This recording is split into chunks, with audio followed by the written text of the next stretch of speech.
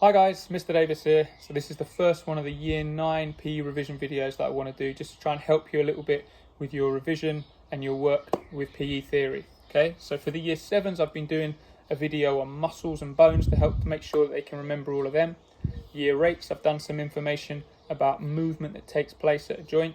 For you guys, I want to be a bit more detailed and go into the different types of movement that can happen at joints, naming those movements, defining those movements and giving some sporting examples of those movements. So just very quickly, the Year 7 stuff, naming the muscles and the locations of those muscles. So you've got your deltoids, biceps, triceps, trapezius, latissimus dorsi, abdominals, hip flexors, quadriceps, hamstrings, gastrocnemius, tibialis anterior. Okay, now in terms of movement, the basics, all movement takes place at a joint. Muscles have to work in pairs to allow that movement to happen. One muscle will work whilst the other one relaxes. The working muscle is called the agonist and the one that relaxes is called the antagonist. So for example, if I'm punching in boxing, when I'm extending my arm out like that, my triceps are working, my biceps are relaxing. When I bring my hand back in towards my guard, my biceps are working and my triceps are relaxing. Okay. We also looked at some of the different types of contraction that you can have. Okay, so you've got isotonic and isometric. Isometric is where there's no change in length of the muscle. So if I'm holding a handstand or if I'm holding myself up on the rings in gymnastics, I'm working really hard, but there's no change in length of the muscle. Okay, isotonic is where there is a change of length of the muscle. And you've got two types of isotonic. You've got concentric and eccentric. Concentric is what most sporting movements are. So my boxing example, both of these are concentric. Running, kicking a football, those are all concentric movements. Eccentric is when there's a controlled downward movement. So if I'm doing a squat, as I slowly lower myself down, that is eccentric. It's a controlled downward movement. Same thing with a press up or the lowering down after a pull up. Those are both eccentric. Okay? Now for you guys, I want you to be clear about the different types of movement that can happen at different joints. So you've got your shoulder, elbow, hip, knee, and ankle.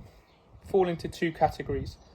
You've got your shoulder and your hip, which are both ball and socket joints, and you've got your knee, your elbow, and your ankle, which are all hinge joints. Now, at a hinge joint, two standard movements that can happen are flexion and extension. So flexion is where there's a decrease in the angle at a joint. So if I'm bringing my hand back towards me, I'm closing the angle there.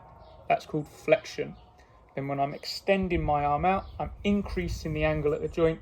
That's called extension. Okay, and it doesn't just have to be the elbow, that can happen at the knee as well. Your ankle is slightly different, even though it's a hinge joint. The two movements that you've got to remember there are plantar flexion and dorsiflexion. Plantar flexion is when you're pointing your toes away from you. Okay, so P for pointing, P for plantar flexion, and then dorsiflexion is when you bring your toes up towards your shin. Okay, so plantar flexion and dorsiflexion are both the movements that happen at the ankle, and then you've also got flexion and extension, which happen at the knee and at the elbow. Now there's a much wider variety of movements that can happen at a ball and socket joint, so your shoulder and your hip.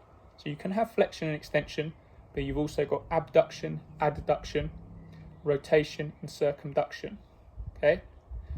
Adduction is where you bring part of your body back towards the midline, so movement towards the midline of your body. So if I'm a goalkeeper and I have my hands up like this and then I bring them back down to my side, that's adduction. I'm adding towards the midline of the body. If I'm a goalkeeper and I have my hands like this and then I move them up away from the midline of the body, that is called abduction. So abduction going away, add, like you're adding it in towards the midline of the body, and the same thing works with the hip. So add and adduction, abduction, adduction. The other two movements that can happen at the ball and socket joints are rotation and circumduction. Easy to get these mixed up, easy rule to follow though. Circumduction is movement in a circular motion. So think of circumduction and circular motions. So if I'm bowling a cricket ball and my arm moves in a circular motion, or if I'm swimming, my arms move in a circular motion, that's circumduction. Rotation is movement along a long axis.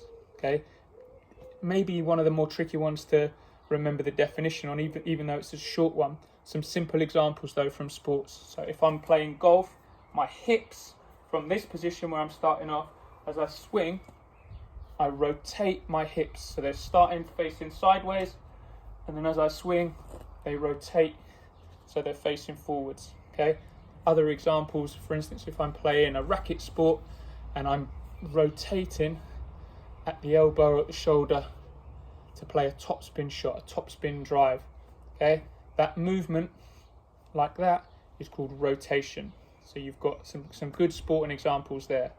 Okay, if there's any of this information which you're not sure about, it's really important you check out the knowledge organizer because it's got it all there. Just keep self-checking, going over those questions that you're getting mixed up.